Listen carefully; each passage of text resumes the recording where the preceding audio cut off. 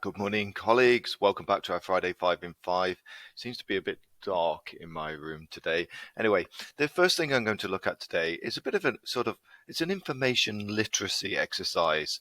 One of the things that I'm quite curious of when I'm reading articles here, we've got this one on Elon Musk, is the Insights tab within Bing. So when I click on Bing and I click on Insights, it will give me a summary of the key points of the article. So what I ask my students to do is to read the article and see whether or not those key points actually match. It's a good exercise to get them to start thinking critically about how to summarize articles and things like this. So, but if you just don't have time sometimes to read the article and to see whether or not it's going to be relevant to you, then you can just click on the insights and it will give you a summary of the key points. So try it and see how you get on.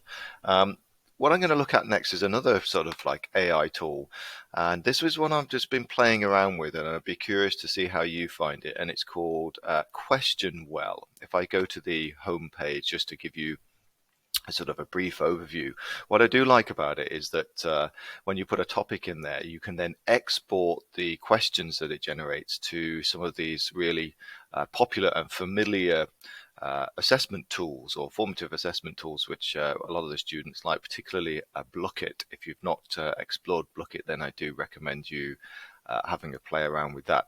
So this one you do have to sign into, and I've signed into it here, and it gives you an example. So I'm signed in with my Google account, and it gives you an example of one to do. And this morning I'm presenting to Year 9s actually about strategic searching. So I just put a very simple title. I just put strategic searching using Google, and let it go off and do its thing in terms of it creates the essential questions and the learning objectives for you. You can then alter and change these whatever you like, and it generates some questions. Those questions you can select or unselect or make copies of or edit and whatever you like. But this is the magic sauce. The magic sauce is when you go to export, you can then export all of those questions in this different format. And then, so if you're a Kahoot user familiar with Kahoot, export it to Kahoot and then inject it into Kahoot, so that you don't have to write the questions yourself. So have a little play around with QuestionWell and see how you get on. Next for me is screenshots. So I'm always talking about the snipping tool, how useful the snipping tool is.